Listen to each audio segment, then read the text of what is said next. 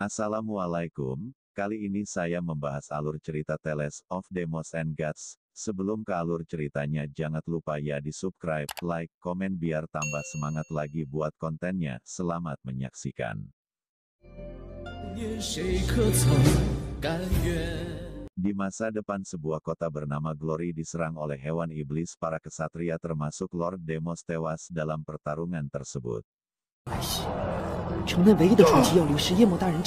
Namun berkat buku Temporal Demon Spirit, sang tokoh utamanya itu yang tewas dalam pertarungan tersebut berhasil bangkit dan terbangun di masa lalu di mana dia masih berumur 13 tahun.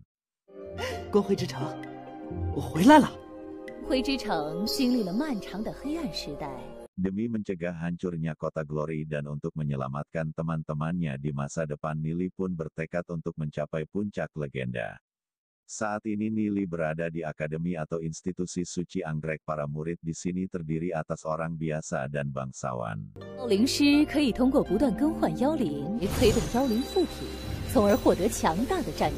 Seperti biasa, para bangsawan selalu memandang rendah rakyat biasa, bahkan guru pun ikut merendahkan mereka semua.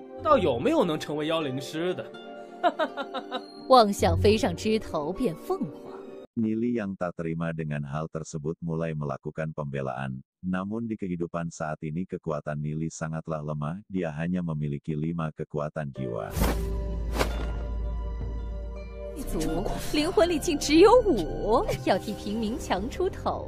Meski lemah, Nili tetap bertekad bahwa suatu hari akan menjadi spiritual terhebat di dunia dan akan menikahi wanita tercantik di kota Glory. Namun tekad ini hanya dianggap candaan oleh guru dan para murid bangsawan. Guru Chen juga menjelaskan bahwa perbedaan kekuatan Yemo dan Nili sangatlah jauh, karena saat Yemo seumuran Nili sudah mencapai peringkat perak, sehingga untuk mencapai kekuatan yang setara dengan Yemo seumur hidup Nili tidak akan mencapainya.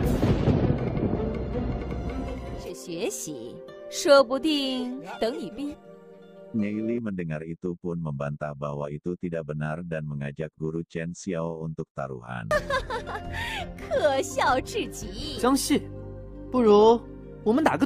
Dalam waktu 2 bulan dia akan mencapai peringkat perunggu, namun jika dia gagal, Nili akan meninggalkan sekolah. Jika berhasil, guru Chen harus mengundurkan diri dari sekolah tersebut.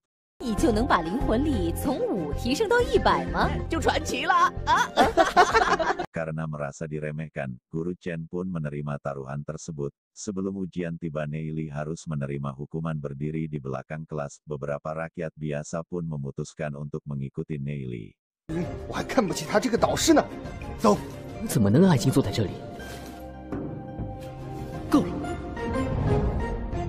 Setelah itu guru Chen mengumumkan kandidat terbaik yang akan mencapai peringkat perunggu dalam kelas tersebut.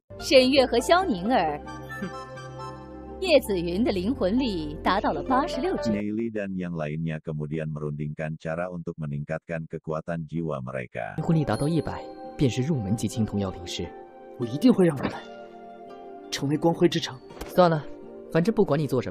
Dalam latihan tersebut membutuhkan biaya yang sangat besar, karena mereka hanyalah rakyat biasa. Nili pun membawa teman-temannya pergi ke suatu tempat untuk mencari uang.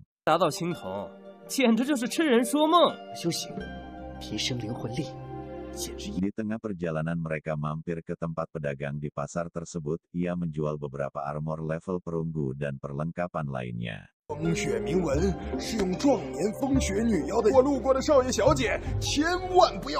Di saat bersamaan, Ken Yu juga berada di tempat tersebut. Melihat para ciwik-ciwik sedang berada di dekatnya, Ken Yu pun langsung membeli seluruh armor tersebut untuk pamer.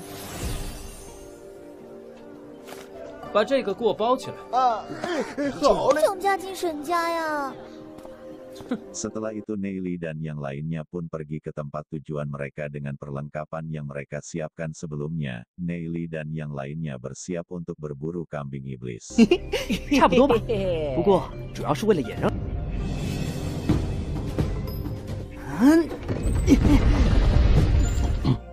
Namun terlalu ganas, mereka pun menjadi kesulitan untuk membunuhnya.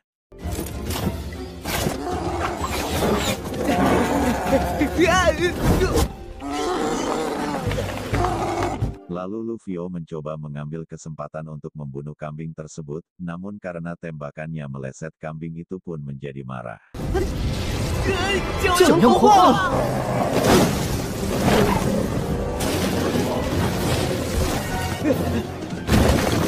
Beruntung Neili berhasil membunuh kambing itu dan menyelamatkan Lufio. Neili kemudian memberitahu racun yang digunakan kepada Lufio dan Luzet. Racun tersebut sangatlah efektif untuk melumpuhkan kambing tersebut.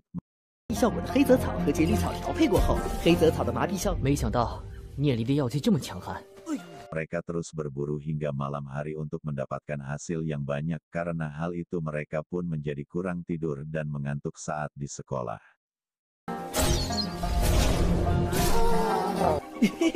角阳的妖精。哎，聂离，我们晚上还继续吗？ Kini mereka bertiga selalu berburu di malam hari demi mendapatkan uang untuk biaya latihan.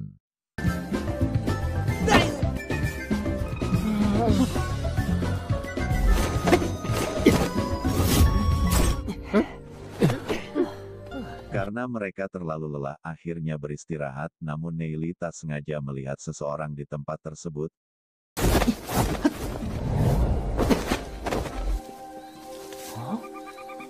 Ternyata orang itu adalah Xiao Ning-er yang sedang berlatih kekuatan jiwa.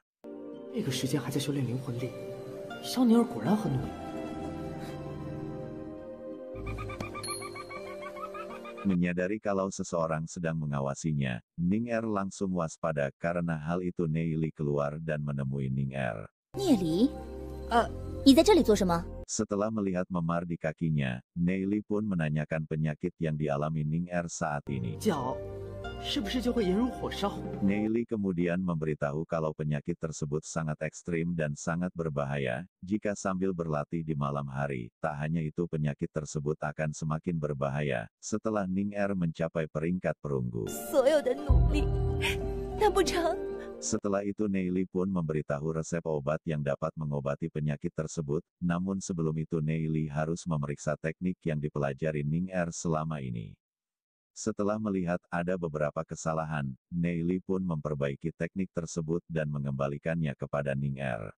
修改之后的功法不会再对经脉造成损伤。 你更为高深，已经完全超出了我的认知范围。 Ning-er kemudian memohon kepada Neili untuk membantunya menyembuhkan penyakit tersebut. 帮帮我，我不想变成一个废人。 Neili memeriksa yang memar dengan kekuatan untuk mengurangi rasa sakit tersebut. 你忍耐一下。 Ternyata Ning-er memiliki memar di bagian tubuh lainnya. Neili pun terkejut setelah melihat memar yang terletak di bagian terlarang.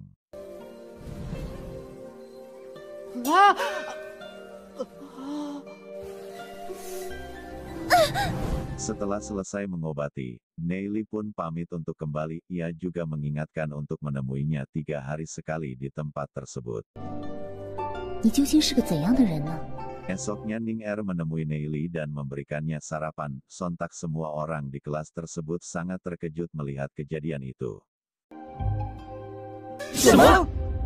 这是我做的早餐，不知道你喜欢什么口味？ 是不是？不痛哎！ 小子，什么时候勾搭上病美人的？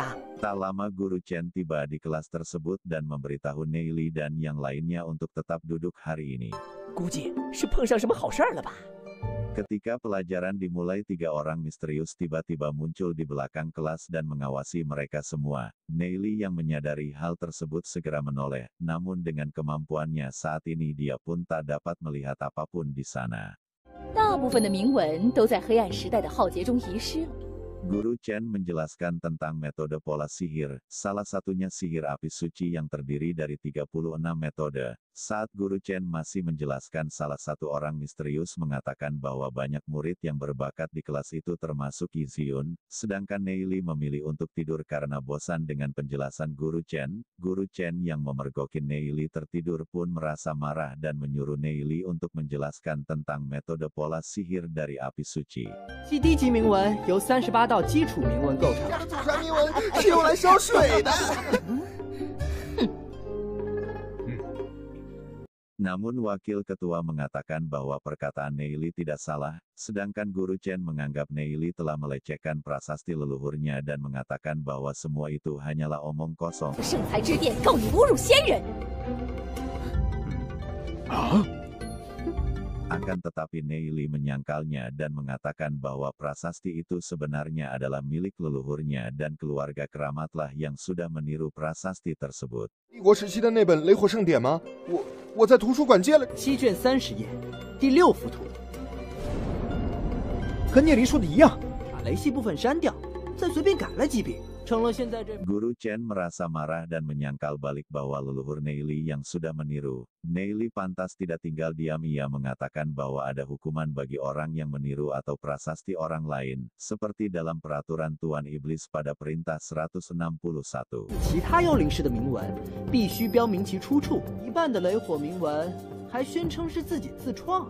Murid lainnya mulai menjelekan Guru Chen dan Chen Yu yang berasal dari keluarga keramat sebagai plagiat. 乃光辉之城3大巅峰世家之一，传承一。 Karena merasa tidak terima, Chen Yu mulai memutarbalikkan fakta dan menuduh Neili yang telah berbohong. 哎呀，沈月同学， Namun Neili tidak merasa takut meskipun mereka berdua berasal dari keluarga keramat, karena dia yakin dengan hukum kota Glory saat ini mereka pasti tak berani untuk menyerangnya. Dan bagaimana kelanjutan Donghua ini ditunggu di part 2 ya. Jangan lupa subscribe, like, komen biar saya lebih semangat lagi buat kontennya dan biar channel ini cepat berkembang. Makasih. Waalaikumsalam warahmatullahi wabarakatuh.